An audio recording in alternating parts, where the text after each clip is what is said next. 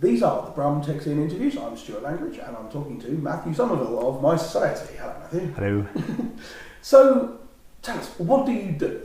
So I'm a computer programmer for MySociety, which is a charity that helps provide civic democracy websites in both in the UK and abroad. So, for example, Fix My Street lets you report potholes or graffiti to your local council, although it's just a general reporting tool, so it can be used for other things. We've just launched a site for reporting bicycle near misses in conjunction with BARTs.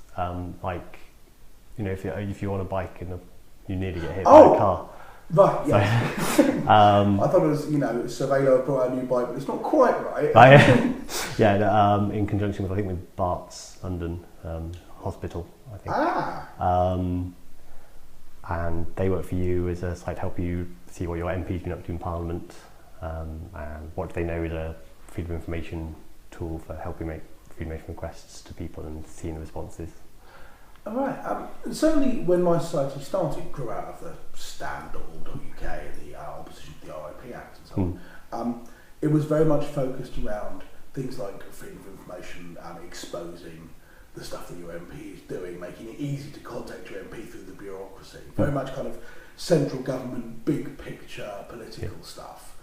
But since then, you've altered things a bit, so it's along with looking at things like local democracy and working internationally and so on. Is that a deliberate change? How has that worked? So yeah, in the last few years, definitely we've been doing a lot more international work, sort of helping people either set up versions of the tools that we made for the UK originally, or helping them in that sort of aspect in whatever they want to do in sort of like parliamentary monitoring or reporting.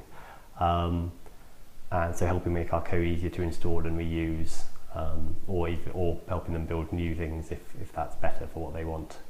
In terms of local, I think it always had a local sort of aim. Like it was about like contacting your MP, and or like not always from the start. I wouldn't let you contact someone else's MP. So I guess it's always about sort of like helping empower people to maybe get things done locally, which also does then have knock-on national or international effects, I guess. Right, and some of this is individual organisations or governments internationally contacting MySociety directly, but some of it's more around, as I understand it, building the apps and then letting other people pick them up and work with them themselves. Yeah, so we have funding to sort of help people set up things, but also we hope as part of that we hope to make the code more usable for people who've got the technical skills already to just set things up. So for example, a component I work on a lot at the moment, Say It, which is sort of taking the stuff we learned from They Work For You, which is a very old, it was PHP 3 was written in because 4 wasn't out at the time. So it's very old, it's very UK specific. So we sort of take the things we learned from that and try to build a more reusable, smaller speeches component. And then we're both, James McKinney, a person in Canada who opened the Open North organisation, has made a version of sort of a They Work For You type style site for Nova Scotia, the Nova Scotia Parliament, openhouseNS.ca. And that's using Say It sort of as a component within that, along with other things for what they wanted it to do. But then we also we provide a hosted instance in Say It at sayit.mysociety.org, where people can create their own, like WordPress.com versus WordPress.org, I guess. Right, okay.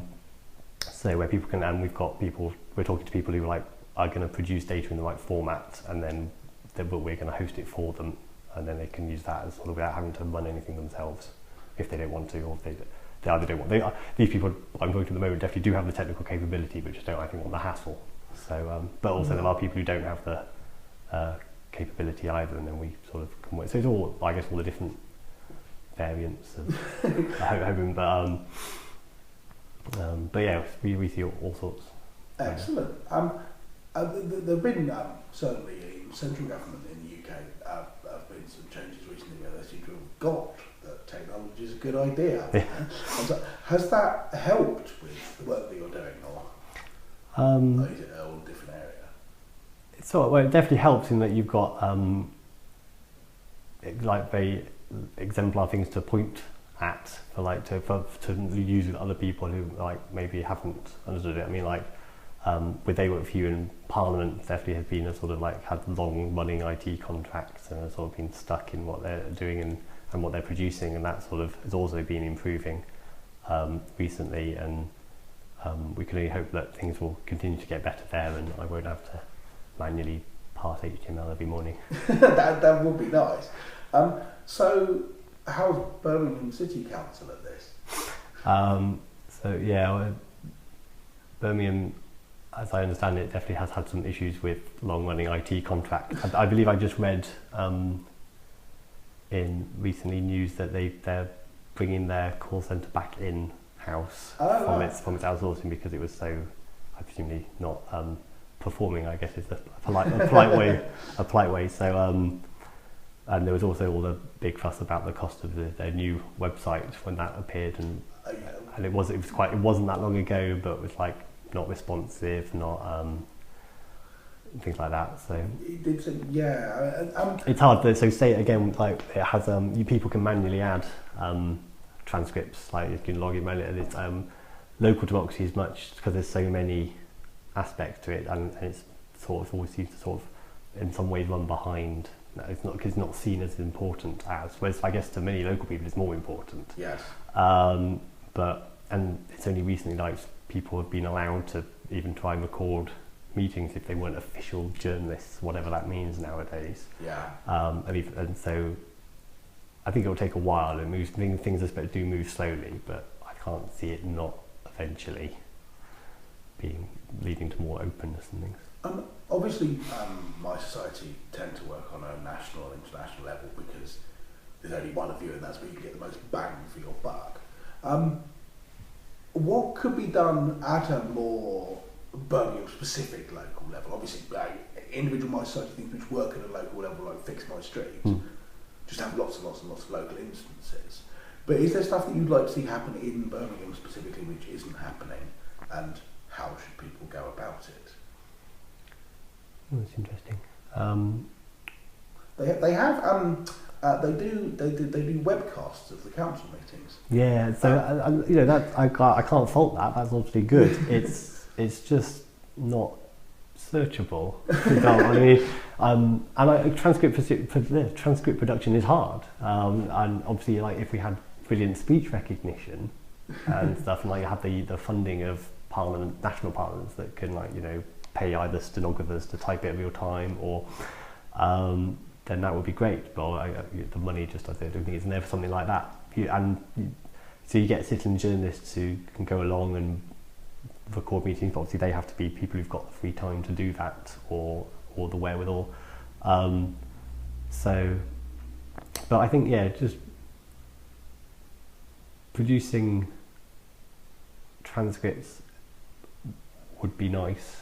But I understand that it's not a simple problem. And there's things I especially like planning. There's another aspect of I don't know if you ever looked at planning application websites like on the councils. They're invariably almost awful.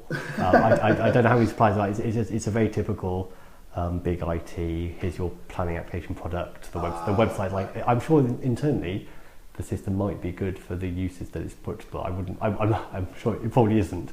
But externally, they're very hard to use and things. And so there was a long time ago there was planningalerts.com, which was meant to sort of hide that. People wrote scrapers for different councils, and you just sign up for your postcode, and then it doesn't matter what council it is. You just want to know about the things that are happening around you and stuff. And so that sadly died. But I think we might have some current work to sort of work with a council who seem to want to make their online aspect of planning much easier to use, and they feel like it's an important aspect for lots of people.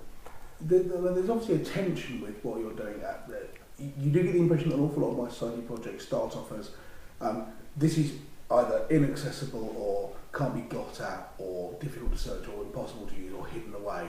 So we'll write a scraper and provide nice information. And then there's a gradual transition to actually going to councils and saying, isn't it nice when this stuff exists and is pretty? Why not get us to build it?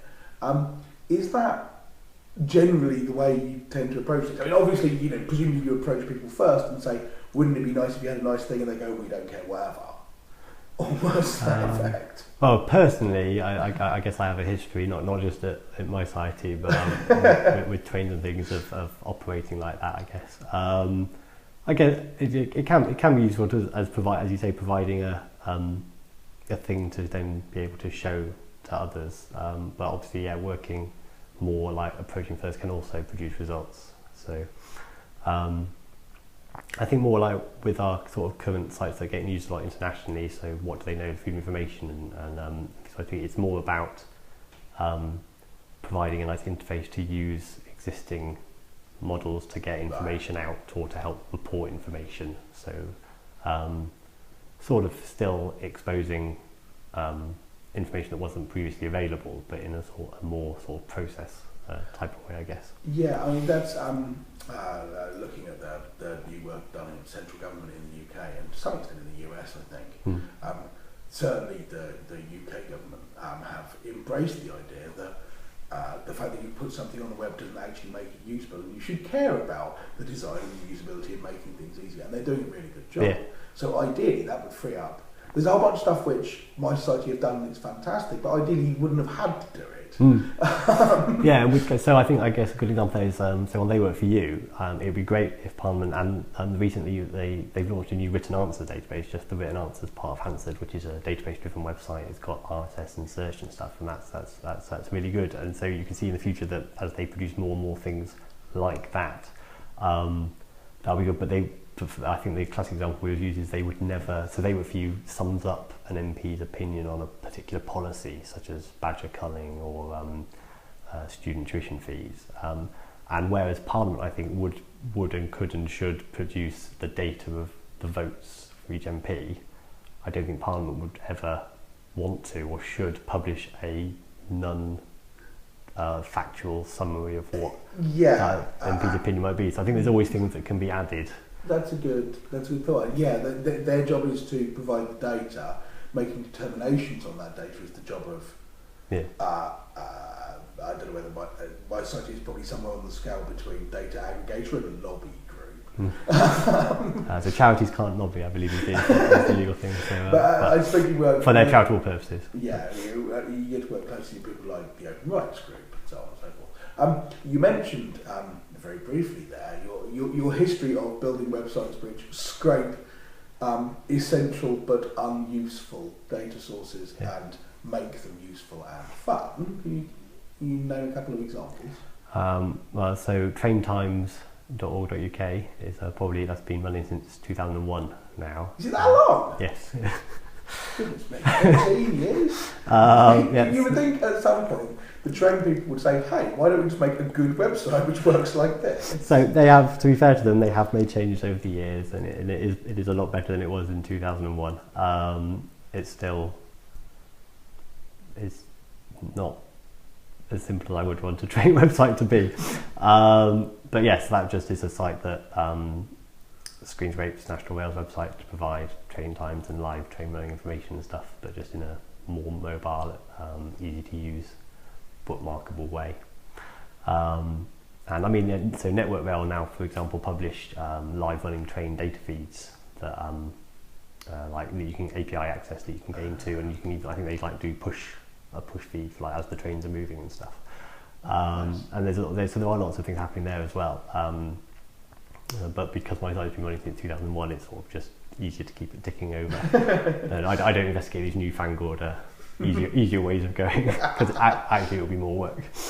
So, and recently, so I, as ATOC, the train operating companies, the Association of Train Operating Companies, published they published the fares and the timetable information now as open data, which is great. So I made a website, split.traintimes.org.uk, which sort of exposes the fact that sometimes if you buy 2 train tickets, it can be a lot cheaper than buying 1 train ticket. for that. So this is, you're travelling from Birmingham to London, you just get on a train, it goes through, I don't know, Milton Keynes or something. But instead you can just buy a ticket from Birmingham to Milton Keynes, a ticket from Milton Keynes to London, get on the same train you were getting on anyway, travel the same journey you were doing anyway with nothing changing, but pay less money. Yes. First of all, are there economists all over the world crying their eyes out that it works like this? Well, I think economists would probably say that's a good form of capitalism, I guess. But no, it is ridiculous. But extracting the consumer surplus by just going, well, you people are too dim to know how this. Also, it's like buying a Mars bar for £1 and then selling 2 half Mars bars for £1 each. How is this? How does this make sense? Yeah, no, it doesn't make any sense at all. But it's just historically an aberration that has risen over time as different. I mean, it did happen before privatisation, but I doubt privatisation made it any better. Words to live by. Different companies change the prices by different amounts, and obviously some have got locally. You've got a need to reduce demand due to commuters or whatever, and so the long distance ones don't, and all sorts of interactions like that. It is a very complicated system, but it's built up over 40-50 years of, I think, the same computer database basically. So it's essentially arbitrage almost. You're taking advantage of gaps in the system. Yeah.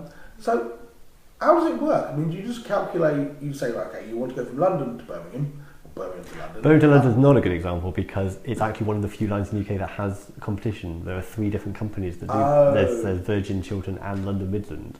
And so we actually have competition on that line, and they actually want to compete on price. So it's hard to find anything generally going Birmingham to London that you can split. I like Birmingham to Reading is my favourite example, because if you need to go to Birmingham to Reading for the day, it's if you just turned up and bought a ticket, it would be £100. Whereas if you go Birmingham to Banbury and then Banbury to Reading, it's £30 total. And again, that's just getting on one train and, yes, and doing the yeah. same journey. Yeah, you don't have to go to Banbury and then get off and then get back on again. No. Another thing there, obviously, is that the peak times change. So off-peak to peak is different. So with that journey, you've switched to off-peak by the time you get to Banbury, so you can then get an off-peak ticket for that portion, which again is not something you can work. It's hard because obviously the whole journey is peak because you left at a peak time. But yeah, so it just works by it just sort of finds a journey for the time and source and destination that you ask for. Looks up all the prices for all the intermediate points, and then does a old A-level math style Dijkstra's algorithm, find the cheapest one. Given all the restrictions on time, some tickets can be like this. Operator only. It's not perfect by any means. I hope you've put enough warnings on that you should check what it gives you. But it does, for lots of journeys I make, it's been very useful, and so hopefully other people as well, as a side effect. This is a scratch your own itch thing. And there's also Theatricalia, which almost uniquely doesn't scrape anybody's website, does it?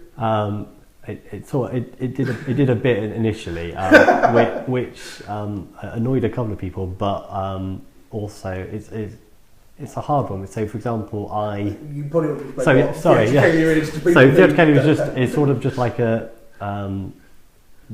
IMDb instant movie database, but for theatre productions. Anyone can log on and add a production manually, and as much as little information as they have as they like.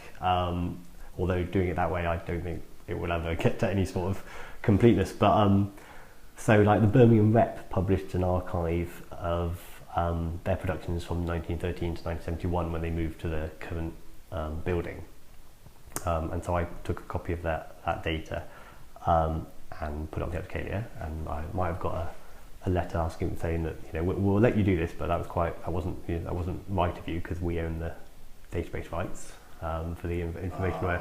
But obviously, then that website where their archive was no longer on the internet. They lost their funding and it's just gone. So if I hadn't, that would now be lost. I think as far as I'm aware, I have the only online archive of those productions now, which is good, but also sad. That I don't know. It's like, well, obviously, if you lose your funding, you lose your website. But it's like it's the same with like TwitPic, I guess, on a much larger, very different scale. But like things can just disappear and this is behind what's behind the whole open data thing. We're talking to Susanna Gow about the Open Data Forum and so on, and ATOP that you mentioned, releasing that stuff, and you say that's good, you know. Yeah. You say yes, you've got the database right in it, but it's no. If you go to the effort of creating the thing, yeah. Why did you do that for? I guess. Why, if no one else is allowed to do anything with it, what good's it? Yeah. It's a book's only used for as long as it can be read. Data's only used for as long as it can be done things with in some way. So it's and it has there's a guy in New York who's putting in everything Laurence Olivier has ever been in. So it's primarily oriented around historical stuff. I shouldn't be looking in it for contemporary actors and finding out what's going on Thursday. So it just doesn't have the people putting that in. It can have productions in the future as well, and there are some, but I think mostly at the present is people are uploading like old productions that they've been to or know about. And obviously, as you said with things like the rep, if you can get a big injection of data from one particular source, that boosts the database quite a lot rather than individual productions one at a time. Yeah, exactly. But yeah, it's quite good to find out. Like there was a random production in Stratford of the RSC that had David Tennant, Joseph Fiennes, and Colin Farrell. Really? Yeah. The production of As You Like It, I think it was back in many years ago when they were all young. Yeah, so that sort of things. Can you do a sort of with the IMDb they did the 6 Degrees of Kevin Bacon? Yes. Yeah. Who's the best connected? That's a good question. I should find out. So we're talking to lots of people, as you know. Who else is there in Birmingham who you think we should talk to? So I'd be interested in hearing about from people who work at Super Cool Design, which is a sort of small design agency in the city centre of Birmingham, who I've worked with a few times on. They did help with the current design of Fix My Street in the UK and things like that. But I think a more sort of design technology crossover would be very interesting. Excellent. And final question: what's your favourite biscuit? So I play in a local orchestra, and so we have a tea break in the middle, and there's generally biscuits, and I always go straight for the custard creams, which is a classic. Biscuit of champions. But and if there aren't any custard creams, I'm generally sad.